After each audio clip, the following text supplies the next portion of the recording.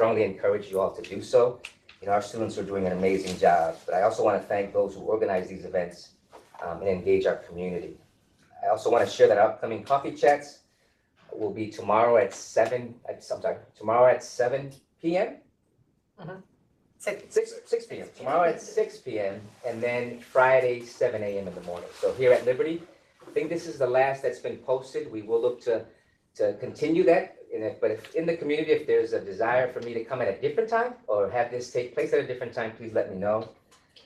And then just to close, our winter recess begins next week. District office will be closed on December 24th and 25th, and then also January 1st. I want to wish everyone a happy new year, but also just hopefully for my staff as well as community, unplug, spend some quality time with friends and family, and I'm looking forward to seeing you all for the new year. Turn it over to you.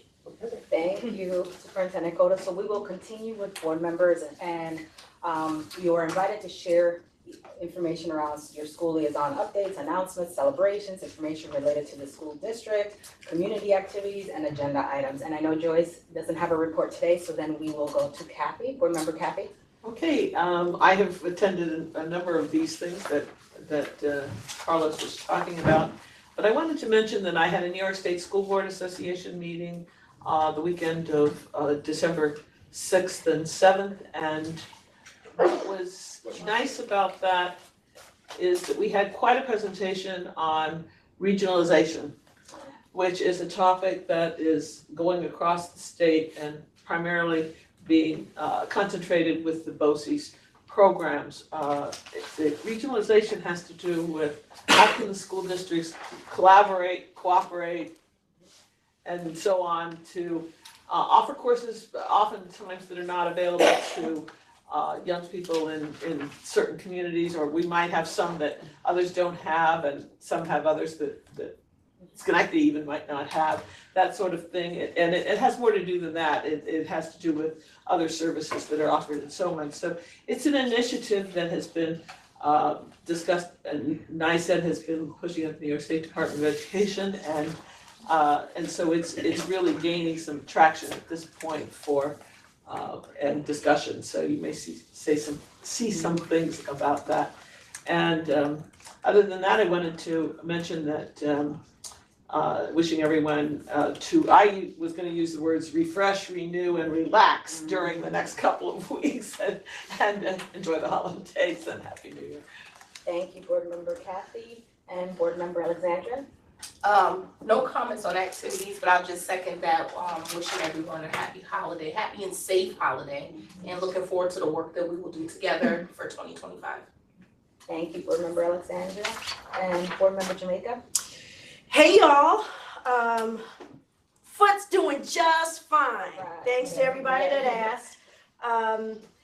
The only thing I want to mention today, and I imagine it's going to come up in our conversation with the presentation on the budget, is the Foundation Aid report that came out from the Rockefeller Center. It's almost 300 pages. Yeah.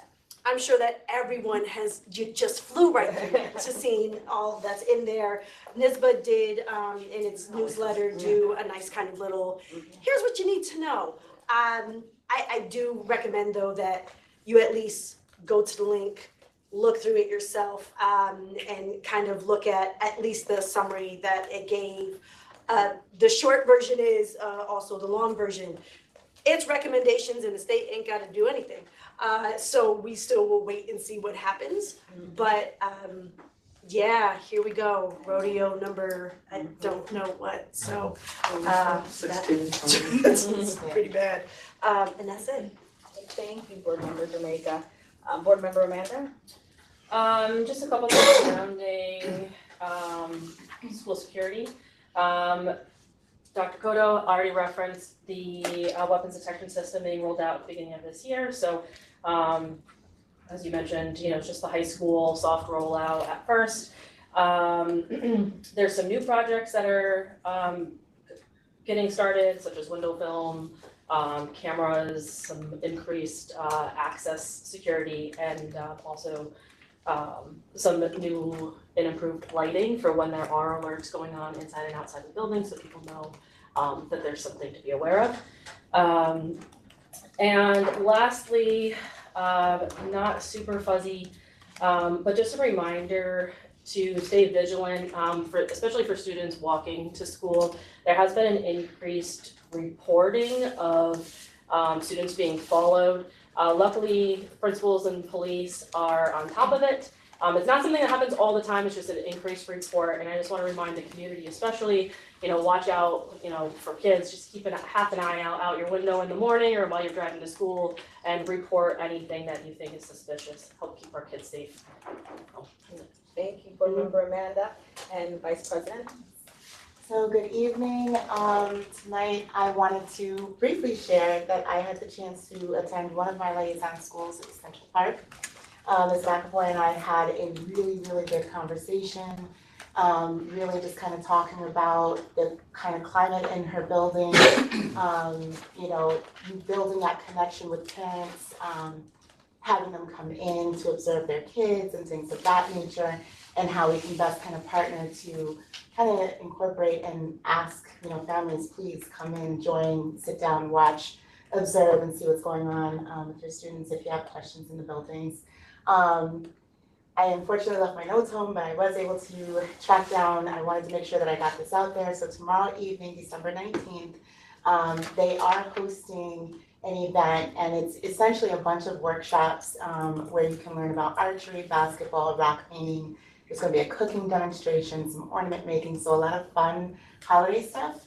And I thought that that would be really, really nice for folks to come out and enjoy. So that's tomorrow evening, the 19th, from 5:30 to 7:30. And then I'll be visiting Paige, the Paige Pandas on Friday, so I'll come back with another report at our next regular session. But that should be about it. So happy holidays. I hope everybody gets a chance to do this. Thank you, Vice President. And I just wanted to mention a few things too. A few weeks ago, there was an award ceremony of recognition for the passionate people with HR. It was a great event. There were a lot of people. I was in the back, so I could see everyone. But it was very nice, and it was exciting to see how people were so excited to get recognized, especially from their principals who said wonderful words about the work that they're doing in their schools. So I want to thank you for that. And also, there was a segment that the captor did for Mark DeMarco, so thank you. I think that touched a lot of people, so we appreciate that. Thank you, Assistant Superintendent Shannon, for rolling that out, because I can see in people's faces how good they feel about the event, so thank you. The other one I did want to mention as well, so my liaison schools are MLK, Schenectady High School, and Howe, and I visited Howe and Schenectady High School quite a bit. Unfortunately, MLK, I haven't been able to get there. But I'll start with the high school, because I know I talked about Howe the last few board meetings, but there are a lot of events going at the high school. There was one, this Friday, they're going to have like an SEL Community Day event, and there's a host of different programs that they're going to have from academic makeup day to yoga, which is wellness, library, retreat, and other host of things. They have over about 18 different programs that they're going to be hosting at the high school on Friday. And in saying that, when I mentioned the library retreat, I was at the high school for something else a few weeks ago, and then I walked, they were having something at the library, and said, Mr. Rivera, come in. So when I went in, they had like a library retreat, and they had like the fake fireplaces going on, the lights were dim, the students were sitting at the high top tables reading. I was like, can I be part of this? This was nice. But it was really nice, and it was led by Christina Gray. So in total, I just want to mention that there's some great things happening in our schools, and it's great to see that. Very excited, and echoing what a lot of the board members have said, please take the time to recharge, to have fun, laugh, enjoy your loved ones, and enjoy the holidays. So thank you.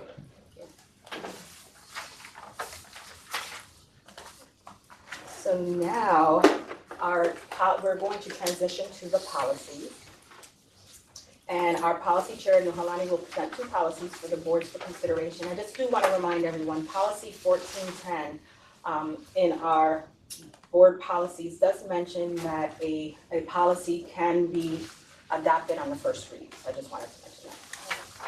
Thank you. You're welcome. So the policy committee connected, we reviewed a few policies. We have two that are up for first reading adoption. Hopefully everyone's had a chance to kind of take a look at these particular policies. But we're gonna start with policy 3310, which is our public access to records. So if you look at the original, you see the original was included here. Essentially, the new policy that we have in place was pretty much brand new, and it's a lot more detailed and aligned in regards to making sure that we're getting all of this detailed information out in regards to how they can, you know, the FOIL of information law, how that works, the requests, how long we have to retain the paperwork and so forth. So I did want to open it up just to see if anyone had any questions on it. You know, obviously, as President Rivera mentioned, we can do a first reading adoption. However, if there is anything specific that anyone feels very uncomfortable with and has, you know, wants to discuss it, we can always bring it back to the policy committee for a second review or read and then bring it back again to the board. So any questions or concerns?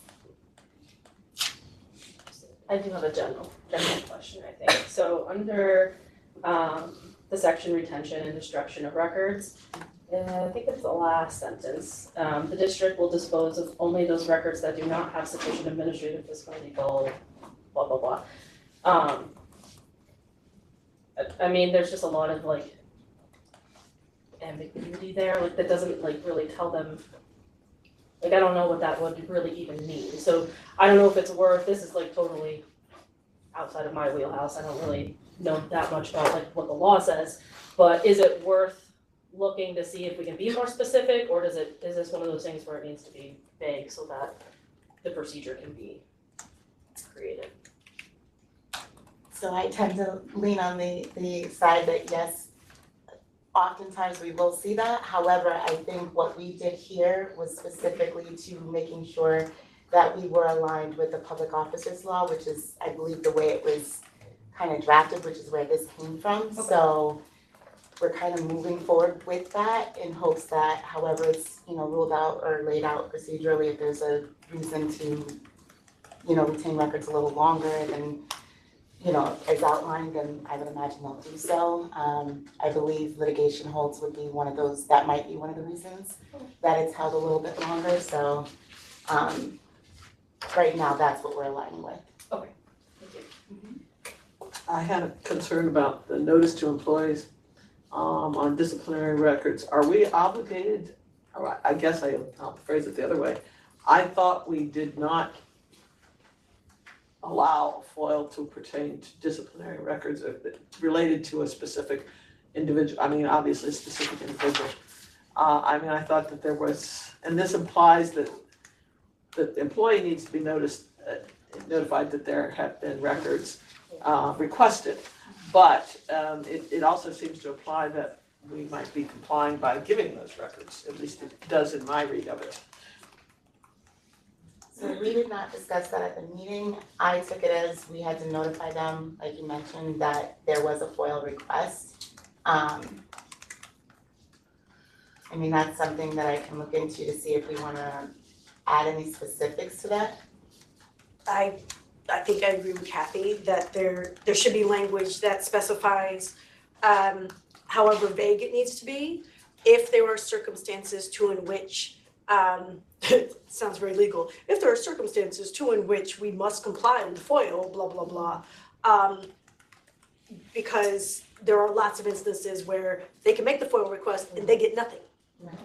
But is there a possible FOIL request that we may need to honor, right? Again, so that there's at least some notification within this policy as to any HR request is gonna be denied, but we will tell you that it was requested, right? Or is it most circumstances, it is not allowed, but there may be an instance to in which we will then, regardless of the FOIL request, we will notify employees. I think that should be clear. If that's, I guess my overall, and I'm not contradicting myself or you at this point, I'm just kind of adding to my comments, and that is that I had the impression that this was talking about the public access to records, but it left things hanging in that it doesn't say what what the district's response is to it. And we did have administrative manual cited in the earlier procedure, the earlier policy. And I don't know what, because we don't generally see the administrative regulations that superintendents put forth or whatever. So I don't know if that's still a factor to be considered in how these things will be handled, or whether that's null and void at this point. Just wondering. Yeah, what I can say is I can work with HR and we can kind of put some procedural pieces to this so that we're more clear on what it is that we can and can't, or if we just state that we're not, but then provide the reasons why. Okay, that's one of the reasons I would not favor a motion for approval at this point. Superintendent Koto, I just wanted to double check because I know with the cell phone policy, we were very careful about not including like that procedural stuff because it was a big deal. So are we gonna, like, would we consider like coming up with a couple of things like an addendum, but not a part of the actual policy? We can do that with you. Okay. Well, there is a separate manual of all kinds of regulations, are there not? I mean, procedures more than regulations The regulations, in any school district, it's, yeah. usually we have the regulation that attaches itself to the policy. Yeah, no, the regulation isn't the right word, it's more the administrative procedures that, John Doe does this, Mary Smith does this one, these kinds of, and maybe relating to particular job descriptions, or who's responsible, is my sense of what those look like. And that's what I think is, like, I don't know that we would put it in the policy itself, but at least have them attached, like we did with the cell phone policy. To say like, this is kind of the expectation, but at least now we're not in the weeds coming up with the procedure for the district Right. kind of thing, Right. right? I do imagine that there's gonna be a bunch of questions from staff. Seeing this. Put them, yeah, Yeah. know exactly what the process is. So yeah, we can do that on our end as an administrative team. And have this sit as it does, and then make sure that we provide that. Perfect, okay. If the board agrees.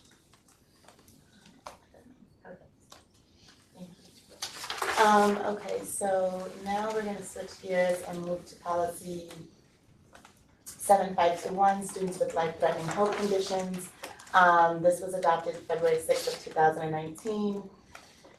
There's only one, I say minor change, it's page 2, and it's in red, which basically states that there will be stocks Narcan in an alarmed automatic external defibrillator cabinet with breakaway lock as well as school note office. You can read it, sorry. Anyhow, that's the one, like the change, and you can see what was redacted. So opening it up for any discussion, thoughts, comments. Yes. Is there anyone else before I go? 'Cause- Okay, cool. I have like a quick question, but. Yeah, no, go ahead. Go for it. It's the foot. Okay. I was just wondering for like right under life-threatening conditions, it says like for students with chronic life-threatening conditions such as, and then lists some. I know that this was there before, and I'm not like, this isn't like, I'm not gonna fight this, I'm just curious. Is there a specific reason why we list those specific conditions, or should we say something along the lines of like, as like deemed by medical professional, something more just like broad? Because it seems like kind of like, I know I'm like the specific queen, but this seems too specific for like life-threatening, yeah, like conditions. Like it almost seems like if it doesn't fit these, then maybe it won't apply. That actually was my first question. Okay. And I actually, to add on to that, instead of changing it under life-threatening conditions, in the first paragraph where it says life-threatening medical conditions such as, to instead say including but not limited to. That's what I was gonna Yeah. recommend. And then in the sentence where it says for under life-threatening conditions, take out such as, because we've already stated including but not limited to in the first paragraph. You don't have to be redundant to say these are the possible ones, was my suggestion. Okay. So admittedly, we did not review all of the policy to change it. It was, again, adopted previous to my even being on the board, but making sure, like, are we good with the redaction and then the inclusion under maintenance of emergency medications? And then making the suggested changes.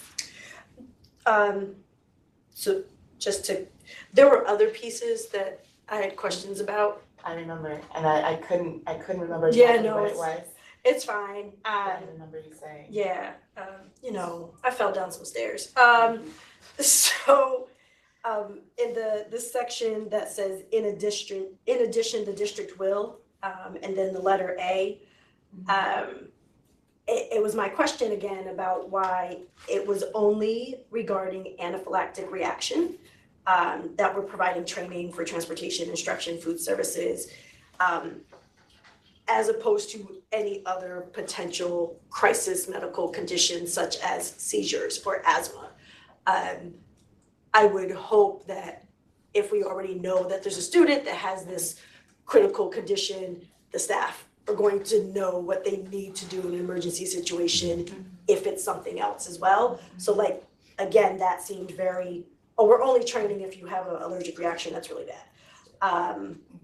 Same thing with D, that there shouldn't be a reason to say such as anaphylactic treatment agents, that it can just say authorize them to administer emergency medications. Then when you get down to G, this might be me being nitpicky, blame my social justice lens. Encourage families to obtain medic alert bracelets for at-risk students. I think we should add or a comparable alternative for any number of reasons, including access and stigma. We have a whole thing with kids and when they know people's business and what that looks like. And then letter H, it goes back to, when we're talking about the medical response, that the reporting symptoms of any medical emergency or condition, not just saying any allergic reaction, right? So that we're fully inclusive to the best of our abilities in the language we're using, because I think that then is going to translate to what procedures looks like, to be really intentional. So yeah, it had all kinds of red on. I knew you had them, and I was like, I'm sorry. I asked, I was like, I think Jamaica had. Okay, but yes, no, I think we can, maybe what we do is take this one back, readjust, get everything updated, and then resubmit for a second read. But the first one, we can adopt with the minor tweak. So I actually personally am not okay, and I don't know how we wanna do this, but like the first one, without knowing what the employee records allowed, more like, I'm looking at those procedures. not the procedures, the Oh, okay. law. Yeah. Like, us being able to put inside the policy to say, because it's one thing to say we're gonna notify staff if a FOIA request is made, right? Hey, somebody wanted your records. Okay, are you giving them to them? If someone makes a FOIA request, can someone make a FOIA request for employee records? What can they have, what can't they have? And again, not for us to, be really, here's all the absolute things that we can do, but I do think there needs to be more language. To clear that up. Yeah. Okay, so we'll take these back. But that's me, that's not, I don't know how other folks feel. No, that's fine. Hello, I just had a question on, just a very quick one, on like the self-management, the medication self-management. And it was like here, the district will work towards assisting student in the self-management of their chronic health condition based upon the student knowledge level and skill by, and then it lists different things. I apologize, I'm trying to find it. Oh, okay, I End got of it. page 3. Thank you, yeah, medication self-management. Okay. I just had a question on how this would like help the student self-manage. A lot of it was training the staff, would the staff then talk to the student about the condition, or is it just not. So I would have to get back to you in regards to the medication self-management. I mean, I would imagine it wouldn't be like a life-threatening emergency where they're, helping with self-management. But I would believe that, based on, if there was a medical emergency and staff had to come and provide, whatever the medication is, that I don't know how much they're gonna debrief the student, but maybe the families and so on and so forth. So I do think that might be a little different. And I don't know if, Yeah, It's specific to the student, but I mean, there's definitely from parent to doctor to nurse to teacher. That self-management is, those tiered systems would have to be in place before we would even do the self-management, unless it's something that a child can, but I mean, it's all of those individuals that would be part of that process before we would, and they'll all be in the know.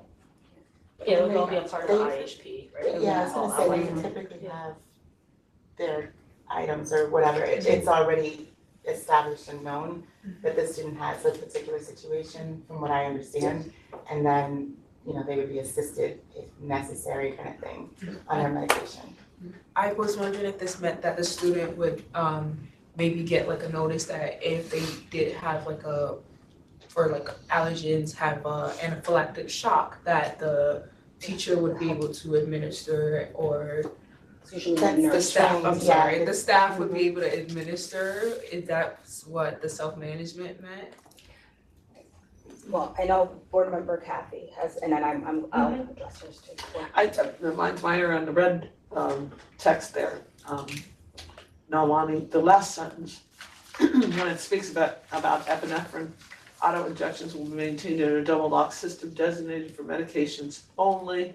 Is that supposed to say in the school health office? And who has access to it besides the school nurse, if anyone? I mean, do we specify people who might be able to help in such a situation, to run to the office and break Yes, locks so and we do whatever? definitely talked about that, that's a typo, so thank you for that.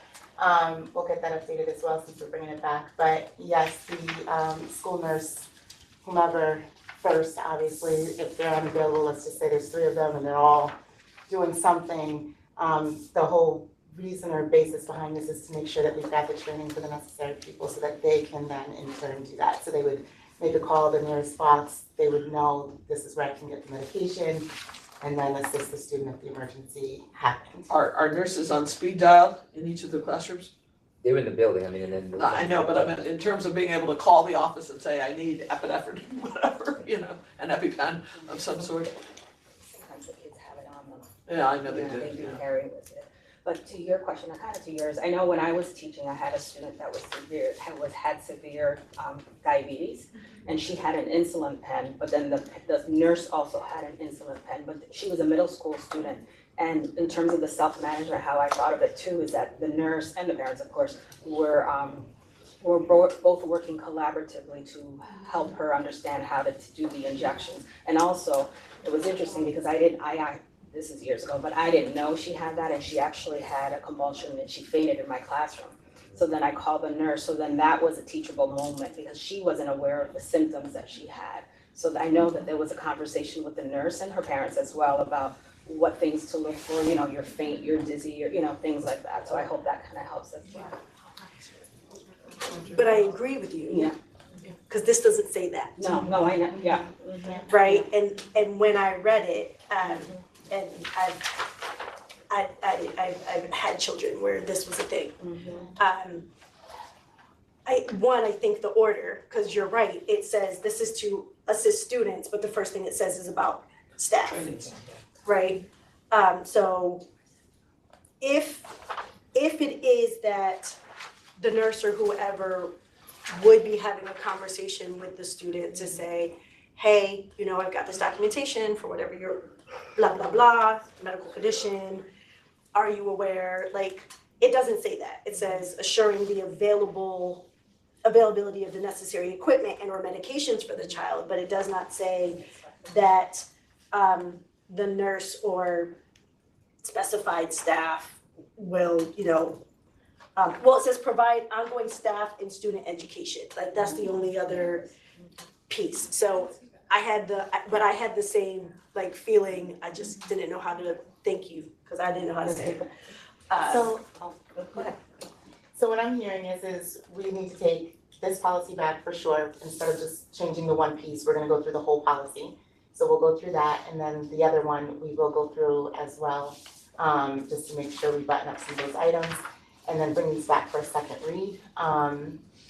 My only ask is any questions or concerns that were listed here tonight, if everybody could just shoot me an email with the specifics, so that when we meet again as a policy committee, we can just kind of go through those. And thank you and the policy committee for always, digging deep and looking through the policies, because it's not an easy job. So thank you so much, I appreciate it, and thank you everyone for asking the questions as well. So now we're going to transition to the treasurer's report. Terry is going to give us a brief overview, an overview of the treasurer's report. So welcome, Terry. Yes. In the past, the board approved the treasurer report, but now Denise went through a training, and basically you're not required to approve the treasurer report. You're just acknowledging that you have received the treasurer report, so you're not going to be in deep detail of what's actually in the report. You should also be doing it for, I know you do receive a copy of the revenue status and appropriation status report, so that wording should also be added that you have received those reports. I don't even think we put those on the agenda, but you do get those on a monthly basis. So it's just a change of wording of the resolution that you passed, of acknowledgement that you received it, and you're still. And it's filed for audit. Excuse me? And it's filed for audit. Yeah, it's just like part of your board minutes, so you Yeah, we know. accept it. It's File it basically for audit. for transparency, and that your treasurer is doing the responsibilities of the functions of the treasurer. Thank you, Terry. Yep. Does anyone have any questions about any of the treasurer's reports? Okay. So the report will be placed on file. Thank you. Now we will transition to the consent agenda items. The consent agenda includes items considered routine and approved together in one motion, unless a board member requests that an item be removed for separate discussion and vote. Would anyone like to remove an item from the consent agenda? We will proceed to vote on the consent agendas. May I have a motion to approve consent agenda items 8A through M? May I have, thank you, Board Member Kathy, second? Second. Thank you, Board Member Alexandria. Any discussion?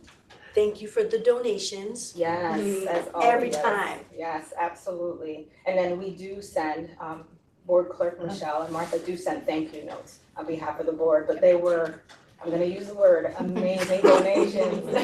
Awesome. So all in favor? Aye. Opposed? Yeah, and again, I wanna thank everyone, because there are organizations and locals that are not even from Schenectady that are really supporting us and doing some great work for our students, donating different things. So thank you, thank you, thank you. If I could make one Sure, comment sure. with regard to one of these, it is the removal of vehicles from a fixed asset database resolution.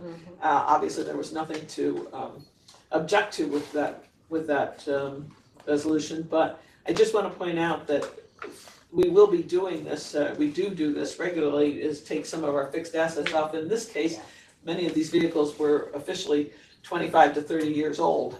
And from an audit perspective, we really don't want to have them on the list if we no longer have those vehicles, and that may very well have been the case in some of these instances. So there will be a number of times of, shall we say, cleanup of that fixed asset file to bring it more in tune with what we actually drive or operate around here, so.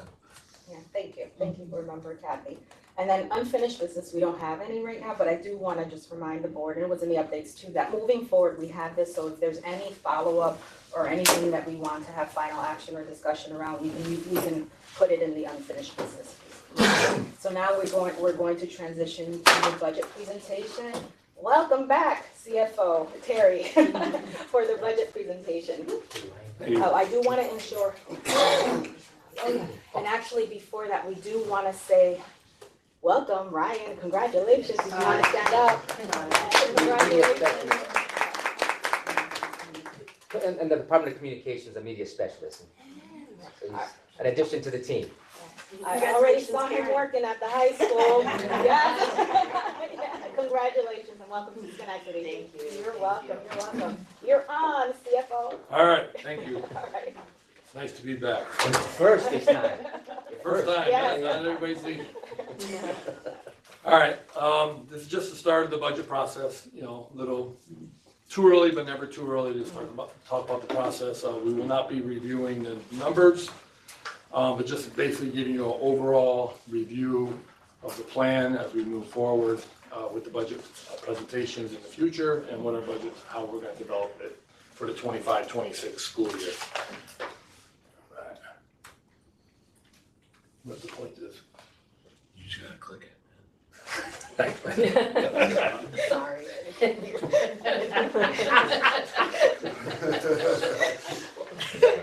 I know.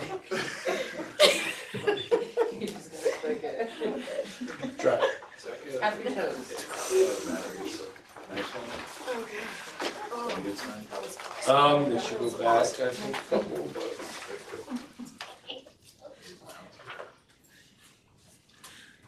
If anybody have any questions during the presentation, just let me know. We've been well trained to ask at the end.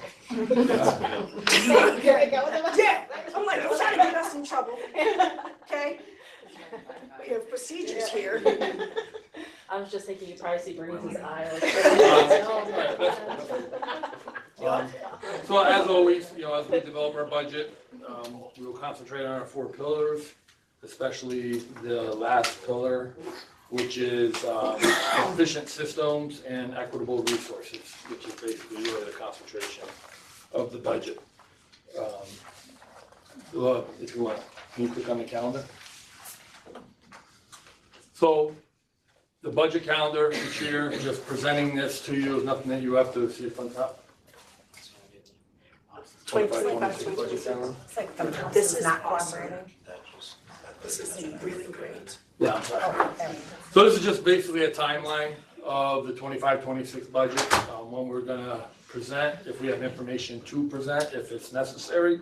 Couple important dates to, you know, just be aware of. The January 22nd, hopefully we will have the 25-26 executive budget from New York State that will hopefully outline our foundation aid and all our other aid. April 23rd is the Board of Education budget adoption, has to be completed by then. These are guidelines and dates that are required to adhere to based on New York State Department of Education. And then the public hearing will be on May 7th. So basically, that is the final budget presentation for the public. If they have any questions, so they can be informed of how to vote. We can't change anything because the budget adoption is prior to that, but the budget hearing is just basically the final presentation of the budget and the components to how that has to be presented. And we encourage the public to come at any of the board meetings listed there when we will be submitting budget presentations, and or put in information on Let's Talk if they have any concerns or questions in regards to the budget. And then the actual budget vote will be on the 3rd Tuesday of May, May 20th.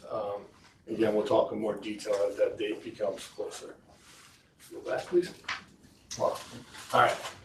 So basically our budget mission, which will support the district. I'm not going to read all the slides, but basically we're looking to support the, oh, did you do that? At least the line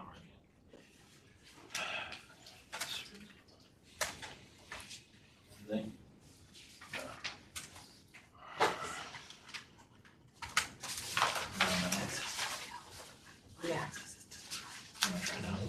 Yeah, it's just a Google Doc that. The link is denied, yeah. Alright, we're just gonna We click don't on. have access. We don't have comments. Go back. You want me to do it? If you want me?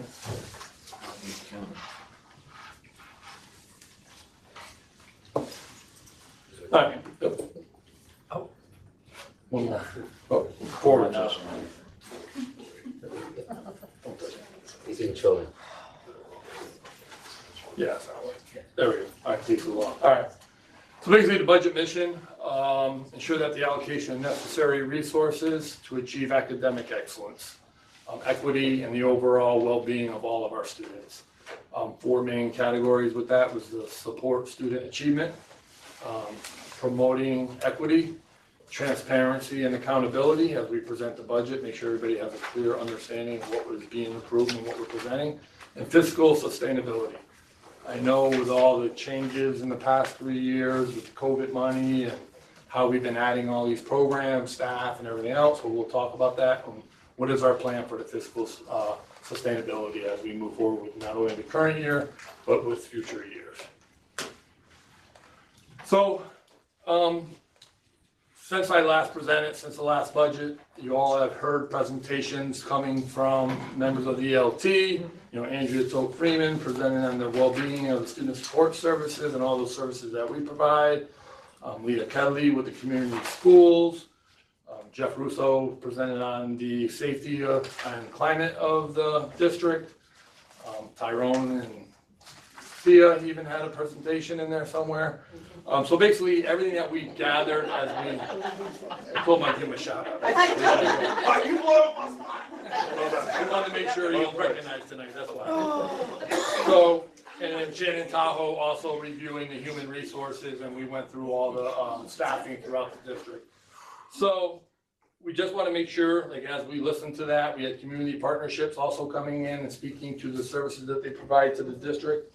And then also, like we just went over a couple of the policy reviews and resolutions. So since we last adopted a budget, we're gathering all that information. I wasn't just sitting there not paying attention through all those meetings, understanding what is needed throughout the district and how we need to implement that throughout the budget process. So basically our priorities and goals throughout this whole budget process is like the high quality of the instruction, the academic support programs, the social and emotional and mental health support for our students, the equitable opportunities for all our students, career and college readiness, safe and supportive learning environments, and community and family engagement. So we probably sort of touched on all these different areas throughout all these presentations, and it will definitely be part of our budget as we move forward.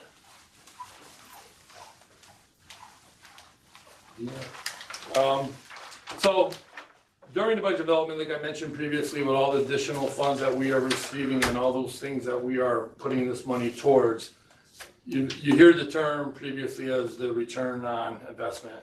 Dr. Cotto came out with a great, academic return on investment. So we're going to kind of change when we talk about what is this money being used for and how are we actually monitoring it to make sure that what we are putting the money for, we're actually getting an academic return on our investments.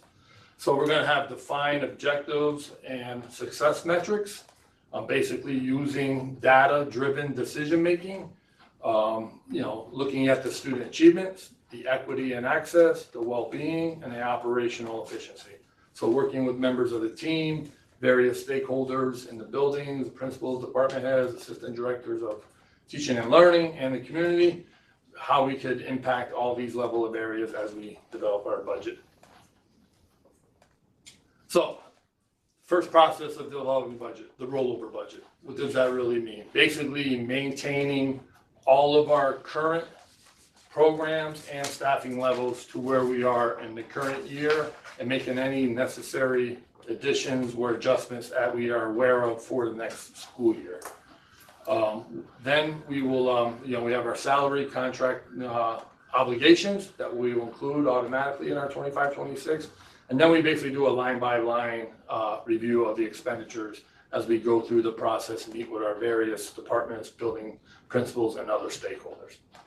One noted change, I know again we're early December, not until May we vote, but it's only 4 months away, it goes faster than we think. But one noted change we already are aware of are the contributions we have to make to the retirement systems for our employee and our teacher retirement systems. The employee retirement system is increasing, but the teacher retirement system is projected to decrease slightly. And that's basically the amount of money we put into the pension fund on behalf of our employees on the total salaries. Foundation aid, the lovely subject that everybody is waiting to hear about. New York State asked the Rockefeller Institute of Government Foundation Aid study It was just released on 12/3, as previously mentioned. It was over a 300-page document. NYSBA provided some data recommendations, methodology recommendations, additional recommendations based on what that formula means. There was dozens of recommendations made to the formula, but not all of them they're all individually. They're not all working together. So can you possibly do every one of those recommendations? Because if you affect one, and with the current formula, it affects a few of the other ones. So they're kind of separate recommendations. So we're not sure how that's going to go. Today I sat in an ASBO webinar for a couple hours, and they basically explained the foundation history and what it means, but really it's up to the lawmakers how they want to implement the findings. Rockefeller said they could have had a more complete study if they were allowed more time, but they were just given this timeline that they had to finish it.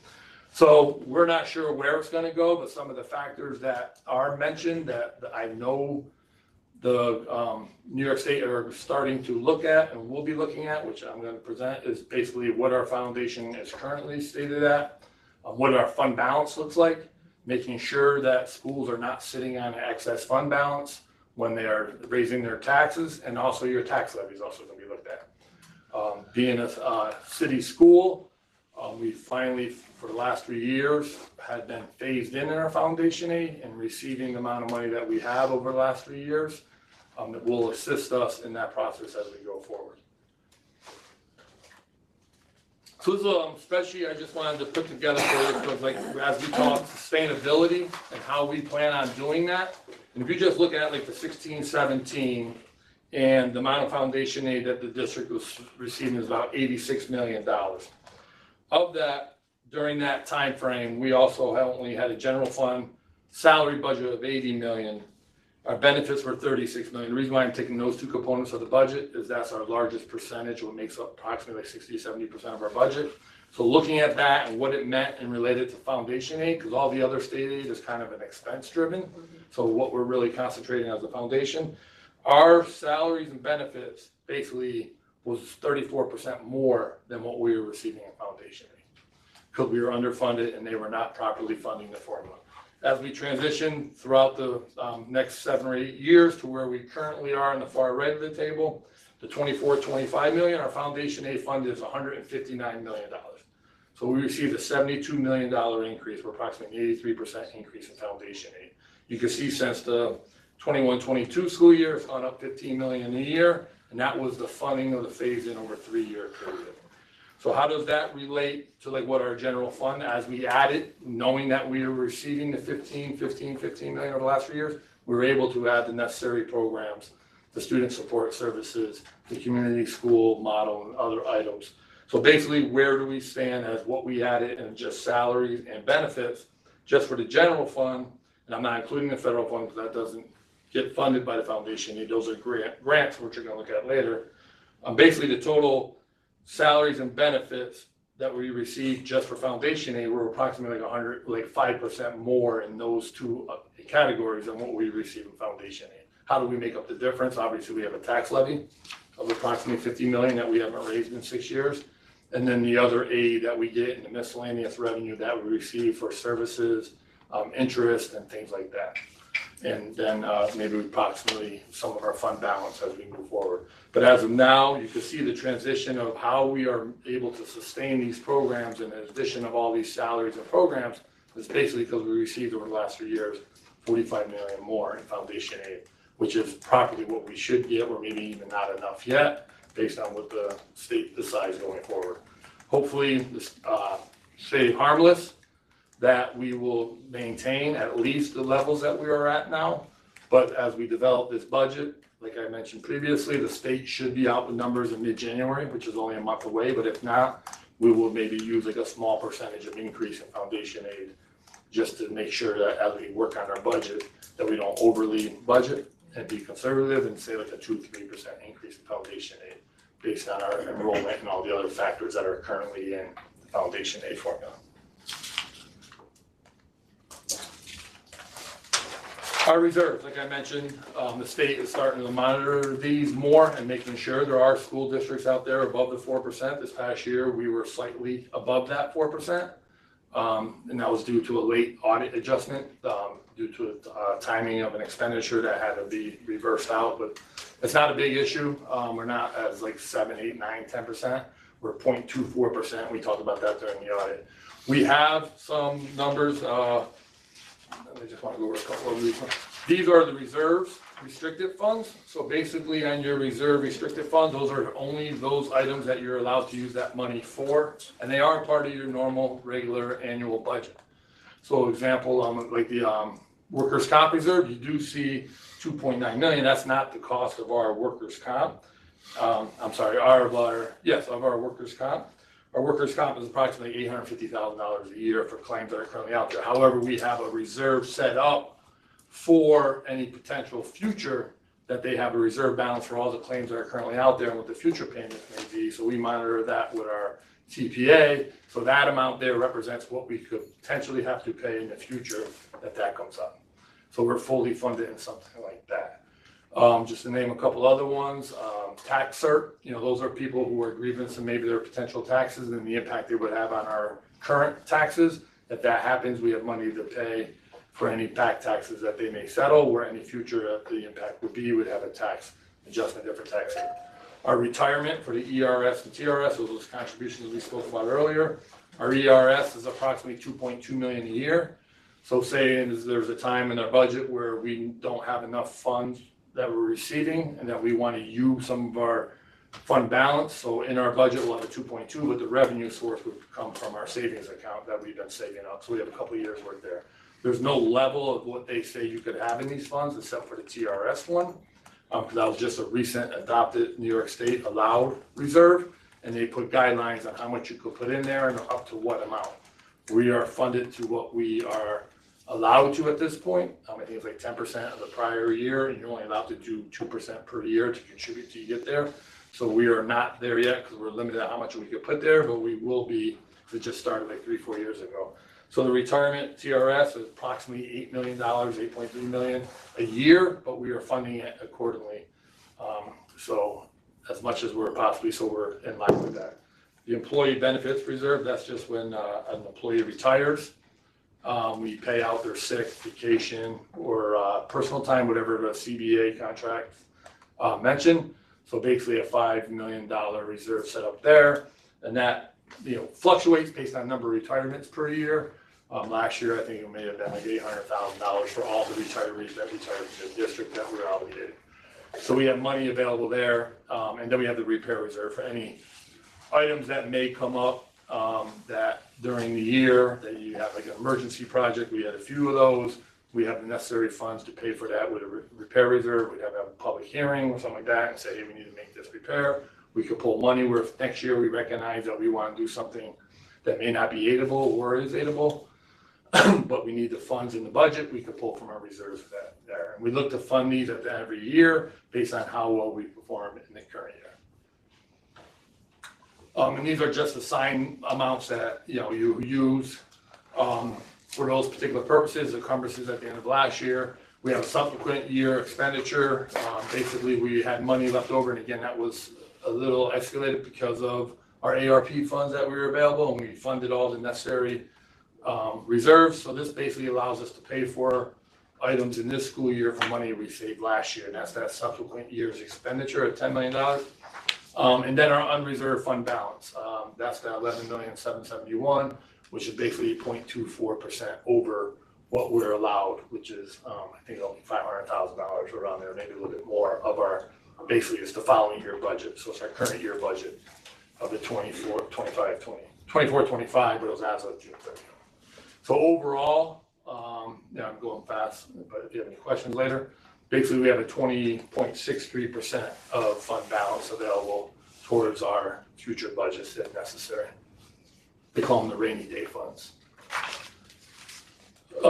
So we also wanted to look at grants. This is another funding source, how we pay for certain programs, how we pay for certain salaries. That is not part of the general fund and not part of the budget adoption, but preliminary talks. There may be a cut to federal funding to school districts, to states. So we just want to be ahead of it and just give an idea. where we stand in our grants and what those, we could have a whole different presentation. But how much money we currently have in our grant funds is 25.2 million. That has grown.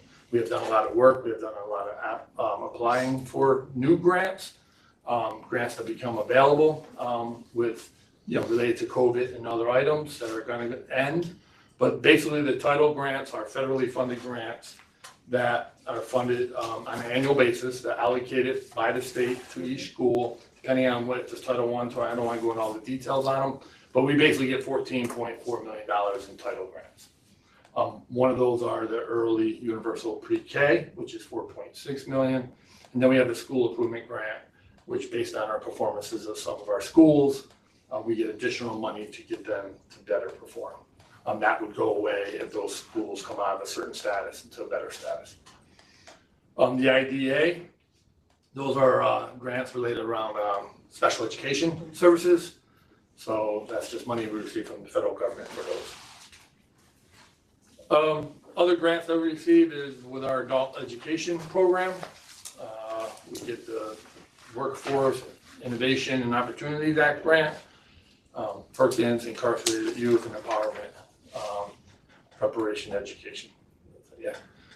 So we get about 2.2 million in those grants. And within these grants, as I mentioned, it's mostly made up of salaries that we pay employees and or other partnerships that we have with community members that we pay out for that.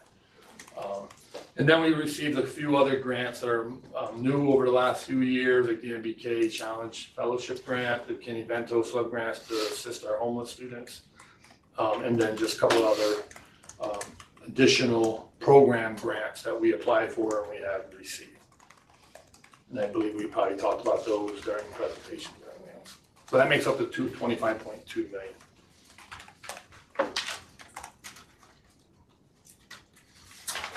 So what we're going to look at, one of the propositions that we are aware of now, and more may come as we move forward with this. But as you know, with the capital project, $300 million project, we are looking to create a new kitchen that will service all of our schools in the Mount Pleasant building, the middle school. We moved out the central administration to down here, but our O&M staff is still housed in the Mount Pleasant Middle School. We have approximately 30 maintenance, mechanics, and then obviously each building has their custodian, cleaners, and all that. With all that, with 17 buildings comes a lot of equipment, a lot of supplies, a lot of vehicles. And to have that at the middle school, the way it's structured right now, is not convenient for them and it is not making them efficient. So what we're looking to do is propose a operations and maintenance / bus facility, transportation facility. No, I'm not looking to take on all of transportation, but we have a need for vehicles on a regular basis where we don't have to rely on a vendor to transport our students to maybe to a program, to an internship, to a field trip, just daily operations. So to get aid on a building, we would not get any state aid on a operations only and maintenance building, but by adding a bus facility park to it, where we may have a few bays that could house a couple buses, be part of the EV initiative, we may be able to get aid on that portion of the building, and there's definitely a need for that. We are currently looking at the Mount Pleasant campus. If you know how it's structured in the back, like Pleasant Valley, some of that land is owned by the city, but we still do own a partial of that land, which is like behind the concession stand, way in the back, kind of where I think we have a box there now for storage. Back in there would be a great place to have a facility essentially located for our district, and it will house all of our vehicles, operations, to be able to work on our equipment within that building, and also have a few garage bays for transportation vehicles that we may need in the district as we go forward. There'll be more to come on that. FCI has worked on preliminary drawings for that and what that may look like and the size. And we will need public vote on that to approve, because we may be doing borrowing towards that, and we'll have the fiscal advisors come in and explain what that looks like. But again, with the money that's dropping off on projects from previous years that we discussed during the whole 300 million, it's separate from the 300 million, so it'd be a separate proposition. They would just basically vote on that. We're allowed to bill and borrow money to offset that amount. Moving forward with the budget process, obviously New York State budget, very important part to this process. We hopefully have that amount by mid-January. Meetings with the district stakeholders. We're doing budget meetings with the OTL staff, all the ELT staff, and then with the principals, meeting with them individually by groups, by elementary, secondary, basically giving them like a budget 101 workshop to assist them in how they should develop their building needs, and then that will be able to help us develop what they need to understand and implement it into the budget. We did it in the last couple of years, but it's going to be just bigger, better as they have more experience understanding how this process is working. And then the current year results, if we have any savings in the current years due to not being able to fill the HR positions or any other items. With the retirements at the end of the year and how that may impact next year's budget. So we'll look at the current year results as we go through this for the next few months and implement those savings into our fund balance and our projected costs next year. That's pretty much it. Very broad picture, but going forward, we'll get into more details on the numbers. Thank you. Yep. Questions? We'll start with board member Kathy. Is that a surprise? Terry, have you rolled forward the salaries? I see 24, 25, you had 142 million, and so on. I'm just wondering, what that number would look like with just a roll forward for 25, 26 based on our contractual Most of our obligations. contractual obligations, with the step increases in our contract obligation, about 3 or 4%. So, And a lot of that, but don't forget, a lot of that number in there includes like substitutes, extra time, overtime. but we're still So gonna our need that. actual base salaries, is not quite that much. No, but we're gonna, I mean, I would expect that we would still need those services in Yeah, 25, 26 as well. But as- that might not be a 3% increase, it just depending on where we are with staffing but those projections do include like vacancies also, like that salary amount, so. As a point of information, I think it's been at least 6 years, and it's probably a little bit longer than that. I've gone down to Washington DC as part of NYSBA's advocacy for federal aid, and usually the thing that's discussed is the IDEA. The amount that you show here that we receive, what percentage of our total IDEA qualified students and so on, would you say this is? This is $3.2 million, and I'm just wondering what percentage that is of our IDEA. I'd have to get back to you on that, like I know That's fine. like the 619, we give some of that money to people that are providing services for our students outside of the district. So you wanna know like what's the $3 million? Well, 611? I mean, the whole thing, anything that we're using in IDA, the 3.235, is that, what percentage of the special needs that we have would that represent? Because we've always talked when we're down there, I mean, originally when that legislation came through, I believe it was in 1972, the idea was that the federal government would pay 40%.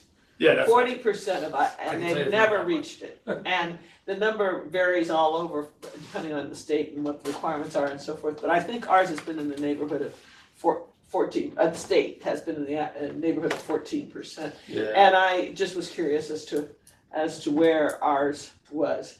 And the third question I have, it's kind of an interesting one. This came up in a conversation I had today. The Perkins grants, they came up because Mrs. Perkins is the one who was responsible for the Perkins grants, goes back to Roosevelt days, President Roosevelt days, and she was very adamant about getting these things.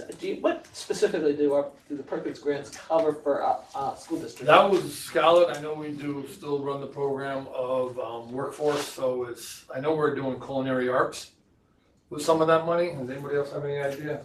Some of the CTE stuff. CTE that we do within district. Business program. I couldn't remember specifically what it is. I mean, there's even a Perkins building down there in Washington, D.C. Yeah, but I know. named after her, and I was just trying to recall what the grants covered. Yeah, I know here. culinary arts was a big one, like Ms. CT, Macy, it's Ms. not- Macy does a lot of that Not work with that. unexpected, yeah. Yep. Yeah. Okay, thank you. Board Member Jamaica and then Board Member Amanda. Sure. Love numbers, Terry. I'm just kidding. I kind of hate them. Thanks. I'll take it. I'll take it. Listen, this is why I sit next to Kathy. Then I have less work to do.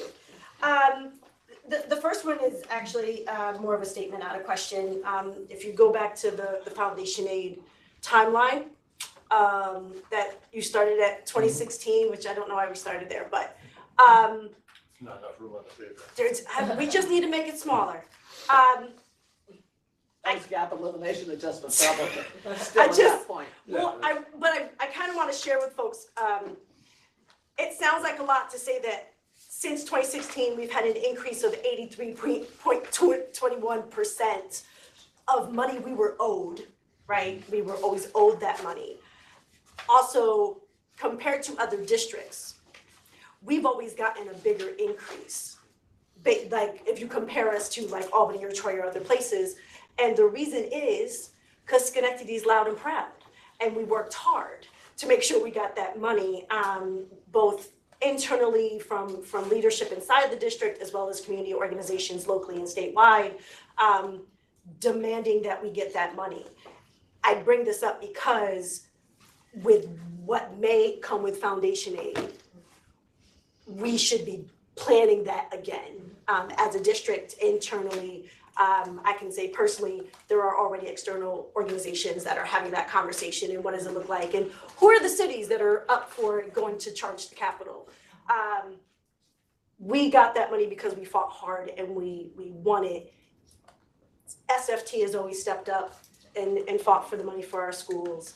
I'm going to say it again. I sued New York State on behalf of our school district for the money we were owed, and the governor conceded, but she couldn't just give the money to Schenectady. She had to give the whole $4.2 billion to everybody. She couldn't just say, I concede to this lawsuit and I'm only giving it to Schenectady. We're in that position again where we don't know what's gonna happen, and the squeaky wheel gets the attention. So here we go with the fight for Foundation Aid formula. Number two, when it comes to federal money, Terry, I heard a rumor that there was a recommendation from the incoming administration to just give states the money unrestricted. Can you explain to people what would happen if the federal government said, hey, here's a bucket of money, but we're not telling you how you have to spend it, and you don't have to spend it on education if you don't want to? I can't speak to that, I wouldn't know what the government. No, not just what they would do, but like, I guess I said it out loud. It means that New York State decides how to spend the money. Like right now, there are certain, They do now. but there are certain pots of money that come from the federal government that is earmarked for education. I believe so, yeah. Oh, the title money. Right. The title money's coming in. Right, but there is a proposal that like there's conversation, and it's important for us to be aware of, to no longer have earmarked money from the federal government to states, but to simply give states the money and say, spend it however, which is another thing that we're gonna have to be concerned with the incoming administration. My third one actually is a question. When we talk about student achievement, and what success looks like, I imagine the conversation has happened, and this might not be a Terry thing. How are we gonna consider the new grading policy and where we are in implementation with that, right? So if we're talking about the success of students or programs or graduation rates and grades, we have a new grading policy that has been adopted. How does that kind of fit into the planning? So I would say the combination, as we talk about the dashboard, kind of bringing all those pieces together, that's where we're gonna see that academic return on investment. And I think that grading piece, I believe all of those pieces will support the grading policy, but as a whole, all those pieces have to come together within that dashboard. And that's what we'll have forward facing to the community as well, so there's an understanding of that overall growth. Thank you, Board Member Jamaica. Board Member Amanda. Maybe kind of random, but curious, why are contributions for TRS decreasing? That's set by New York State, basically is how well the pension fund performs. So they have a pool of money that's sitting in a fund, and they project how much they have to pay out next year out of that fund for retirees that are retired. So if they had a good market performance, there's more money in the fund and they don't need as much from the district. We basically contribute that percent for all of our TRS employees' salaries, like every dollar earned into that fund. So they must have been, I don't know why they're not the same fund. I know the ERS also consists of other, not just non-instructional people in a school district, there's other employees throughout the state that are members of that fund. Yeah. And that's not performing as well. That was it. Board member. That used to be a lot lower, then it was a lot higher too in the market crashes, so Mm. that's always something that we have to be aware of. And VP and then SDR, Joyce. So, Terry, I just wanted to go back to the propositions with the O&M and bus facility. So I was curious, because I believe you said EVs, and you're talking about like EV buses. Mhm. No? Okay.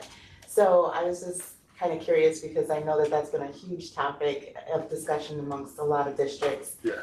I understand, obviously, tying it in for the O&M, that makes complete sense. So is your idea or thought that we as a district would get 2 electric buses? Something like that, yeah, 2 to 4, depending on the need and what we will be, like, we'll go for grants if we can. We are also, as far as district-wide, partnering with our vendors to get those buses also. Okay, Because because of I was cost. curious as to the cost, because I. Yeah, and this might not just be for buses. That's You know, the way everything's going, you may need EV van or EV truck for maintenance people, or, you know, so anything related to EV vehicle, That would still tie into. it will tie into that, and then, you know, we have the space for that if necessary to grow on that. But obviously, it's the whole energy demand, that's a whole other conversation, but Yeah. we're, just to be more fiscally responsible of what may come up, like if all of our vehicles need to be EV, we have a way to charge those. Thank you, VP. SDR, Joyce. Hello. Oh, I just had a curious question on how like some of the grants are being spent, so such as the incarcerated youth and student mental health, with student mental health is on salary and majority of, I believe, Donna, did you do, majority of that is salary, like the services of like school counselors, Substance abuse counselor. substance abuse counselors.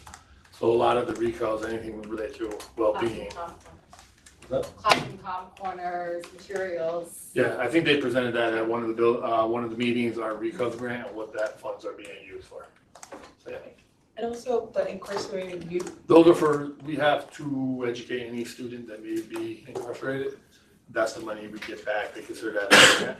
So we get money to provide the services for our incarcerated youth in the jail system.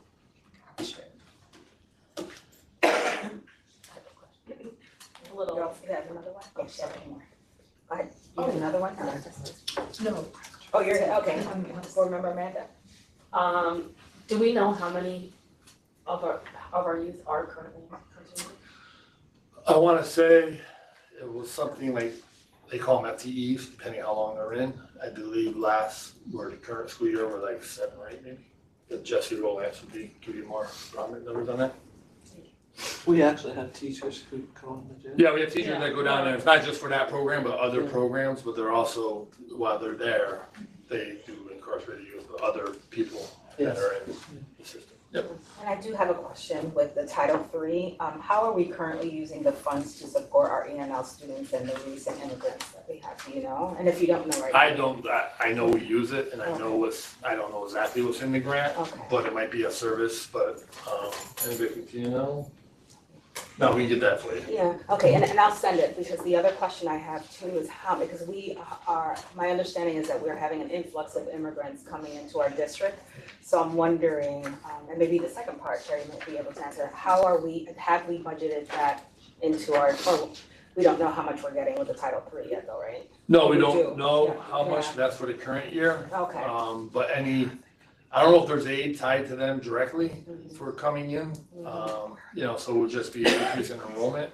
And if we have to increase like class sizes, so I don't know if there's a way identifying them that we would get more money related to those influx of people coming in. Okay. I really don't know that.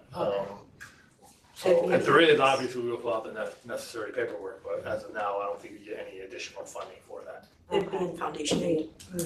Then the second question I have, and again, this could be sent later on, but because we're going to have the international school, the bilingual school, so I'm wondering, and I know it's gonna be in about a year and a half to 2 years from now, but with this money, my understanding is that we can provide possibly training, materials, and things like that. So my other wonder is that, and again, you don't have to, because this is premature, but I'm just thinking, because it's only 2 years away, that we're gonna have that international school. Are we, can we use some of that money when we do get it to provide, or are we going to use that money to provide the training? Because I know we do have PD money as well. Yeah, it would probably be part of our regular general fund budget, if you want to sustain it, you don't want to necessarily rely on those. We could apply for other grants to get that there, Okay, but this is just basically the allocation that we're provided from the state. If that increases, if we get a better allocation, we could use that funds for that, but it would be part of our budget development and how we plan on playing for those programs, working with the various departments. thank you. And I think, Board Member Kathy? With regard to the bus facility or the EV facility or whatever, I mean, I think it's important to point out that most of our all of our bus transportation pretty much is contractor provided. Everything's contracted. At this point, and so you're talking about a few buses that might be, To assist, yeah. That we could just use. However, would we need to get a voter approval for the purchase of those kinds of buses as the other districts do? If you plan on borrowing for them, yes. Okay, it's only if So, they're planning on, I mean, because I know that If we even build they've asked for, I believe, Muscatine had 2 to 4 buses that they were purchasing. It's a separate proposition. If we build it into the budget, we just have to recognize that when they vote in the budget, we're voting on to pay for 2 buses in the 25, or 2 vans, or 2 whatever, in the 25, 26. So that's gonna have to be discussed if we go As in we that move direction before we Yeah. get to the vote, in absolutely. regard to that. So and the estimate I've heard recently is 5 times the cost of a regular diesel bus now. And- It was 4, but now it's And let's 5. remember, like, if it's 25, 26 budget we're doing, we're not gonna have that facility built. Oh, for no. 25, 20, so the busing may come in the 26, 27 vote. Could, Once we determine purchasing how- the bus how much itself, we're but able I mean, you wanna know if you're gonna be able to do it, if you're gonna build a facility for it. Yeah, well, we're gonna build a facility regardless for that type of purposes, maybe not buses, but other vehicles. So if we get some aid back, if we can make it a transportation piece, then that'd be great, because then you get transportation aid out. The, one thing I wanted to mention, and this is a historical perspective, back when I first started, and I think it started in 2012, what was in effect was what they called the gap elimination adjustment. And the gap elimination adjustment, I always laugh at myself on this one, because when I was working with the superintendent at that point, it was, but I'm not understanding this gap elimination adjustment is giving us, it's not eliminating the gap, it's giving us a bigger problem. No, the gap elimination adjustment applied to the state's elimination of its gap, and it took money back from all the jurisdictions, all the school districts and so on. So that really gave us severe problems, and so I just wanted to mention that. And to Jamaica's point about advocacy, NISBA has set up the education advocacy is scheduled for February 7th, I believe, at this point, with a information session, probably a webinar on February 1st, maybe with questions and so forth. So that's the planning on that, in order to be timely before they're in the point of discussing a final resolution, so. And what we can do, what we did last year is I can set up appointments with our legislators if we want to do that as well. Okay. So, thank you. If we have additional questions, sorry, SBR Joyce, you had another question? Oh, Yeah, go ahead. this is the last one. I just had a question on the McKinley-Vento sub-grant. And is this the first year we're qualifying for it, or did we have it, or? I think we've had it for several years. Yeah, we've had it a couple of years, yep. And I wanted to ask how has it been previously used and going into the school year? Again, it's supply materials for those students, and then providing the services that are needed. We have a McKinney-Vento advisor who helps assist the families on a regular basis, so part of their salaries in there also. Thank you, Yep. CFO. Thank you. Good job, Tiffany. Any further discussion with the board around the budget presentation? No, okay. We have and I did want to mention very quickly that the Daily Gazette, it was very short and sweet, but I think it brought in a lot of information, well, not a lot, but some information about the foundation as well. It was on December 4th, or not 4th, I don't remember the date, but it's I on. think it was over the Ted did- weekend, I over think the it was weekend, the yeah, sixth or seventh. Yeah, Ted did a little, summary of the information, so that might Probably be used helpful. in this, but Yeah, I know. All right, so, this is a second opportunity for public or board comments. Any last comments? Good, okay. The board will now enter into executive session to discuss a personnel matter related to misconduct. May I have a motion? Thank you, VP. Second, thank you, Board Member Amanda. Any discussion? All in favor? Aye. Opposed? Have a good evening, everyone. Listen, you're just gonna get the grumble every time. actually,